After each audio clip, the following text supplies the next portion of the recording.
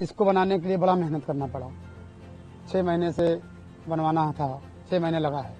उसके बाद उधार लेना, यहाँ तक कि सोना गिरवी रखना घर का। घर वाले ने साथ दिया, लेकिन घर वालों ने कहा कि बेटा, माताजी ने, भाई ने, घर में कि ये घाटा हो जाएगा तो कैसे करोगे? तुमको घाटा हो जाएगा, देखेंगे, घाटा हो जाएगा, जो पैसा कमाए रहेंगे तो देंगे और नाव बेच देंगे, करेंगे, कुछ ना कुछ तो करेंगे। मौनी अमावस्या के बाद ऐसा दौर आया कि आप सोचिए कि लक्ष्मी माता कृपा वर्षा प्रयागराज में और धन वर्षा हुआ, धन वर्षा हुआ, ये सच है। हाल ही में संपन्न हुए प्रयागराज महाकुंभ 2025 में कई रिकॉर्ड बने, जहां 45 दिनों में लगभग 66 करोड़ से ज्यादा लोगों ने आस्था की पवित्र डुबकी लगाई, तो वहीं कई लोगों को महाकुंभ में रोजगार भी मिला।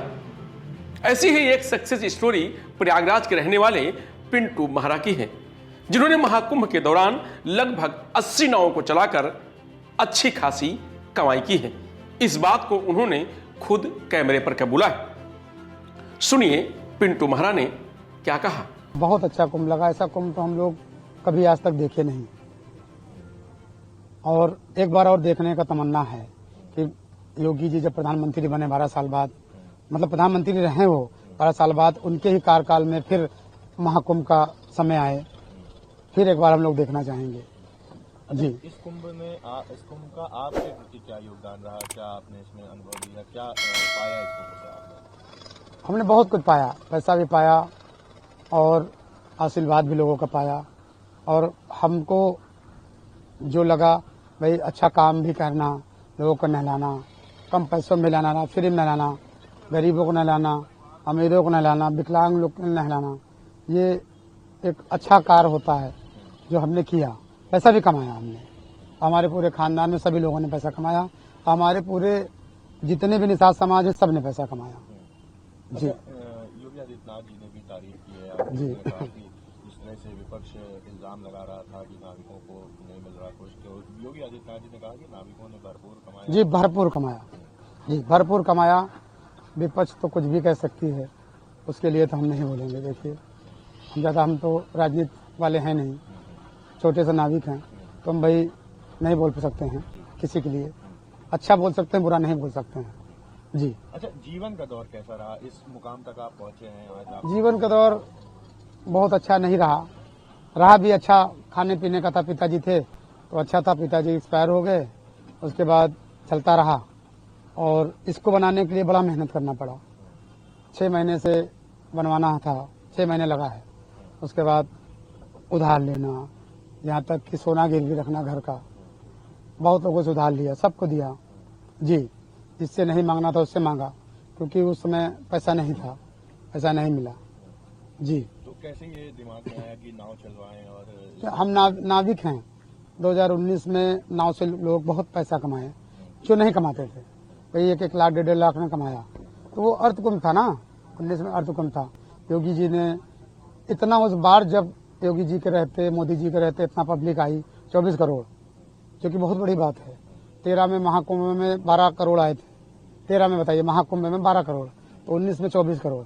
इसी को हम लोग देखते हुए हमको जो समझ में आ रहा था कि यही आ रहा था कि कम से कम 70 करोड़ आदमी आएंगे। ये मुझे लगता था, मैं कहता भी घर में कहता था कि 70 करोड़ लोग लगभग आएंगे, इससे कम नहीं आएंगे। और 76 करोड़ 70 करोड़ में बहुत फर्क नहीं है जी। तो कैसे घर वालों ने साथ दिया इतनी नाव बनवा, क्योंकि पैसा भी घर वालों ने साथ दिया, लेकिन घर वालों ने कहा कि बेटा, माताजी ने, भाई ने, घर में कि ये घाटा हो जाएगा तो कैसे करोगे? तुमको घाटा हो जाएगा, देखेंगे, घाटा हो जाएगा, जो पैसा कमाए रहेंगे तो देंगे और नाव बेच देंगे, करेंगे, कुछ ना कुछ तो करेंगे ही। लेकिन ऐसा हुआ नहीं, और मौनी अमावस्या के बाद ऐसा दौर आया कि आप सोचिए कि लक्ष्मी माता कृपा वर्षा प्रयागराज में और धन वर्षा हुआ, धन वर्षा हुआ, ये सच है, और सिर्फ योगी जी, मोदी जी का ही देन है।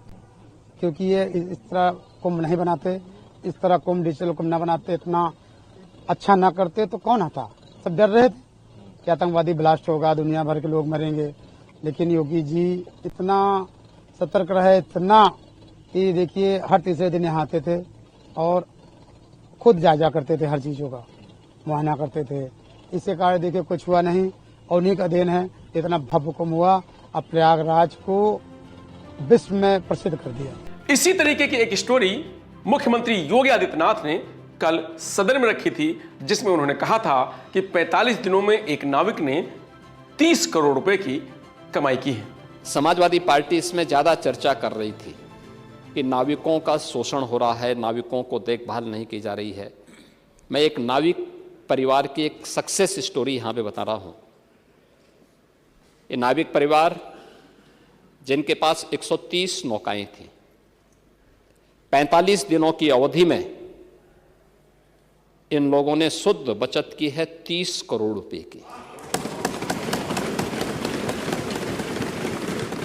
यानी एक नाव ने 45 दिनों में 23 लाख रुपए की बचत की है, कमाई की है। प्रतिदिन के अगर आप उनकी बचत देखेंगे तो यह लगभग 50 से लेके 52,000 पर डे की उनकी इनकम थी एक नाव की।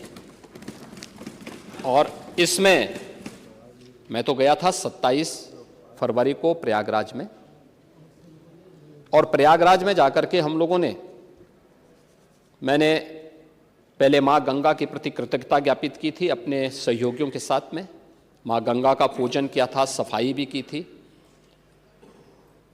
इसके उपरांत हम लोगों ने इस पूरे महाकुंभ के आयोजन को स्वच्छ बनाए रखने में जिन्होंने योगदान दिया था, उन स्वच्छता कर्मियों के साथ भी, और जिन्होंने स्वास्थ्य की सेवा, कोई संक्रमण और कोई बीमारी नहीं फैलने दी, ऐसे स्वास्थ्य कर्मियों के साथ में, जो हेल्थ वॉरियर्स थे, उनके साथ में हम लोगों ने पहला आयोजन किया था, उनका सम्मान का कार्यक्रम किया था।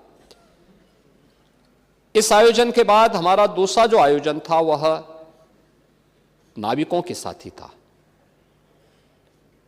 नाविकों के साथ भी हमने संवाद बनाया था, उनके लिए भी हमने एक पैकेज की घोषणा की।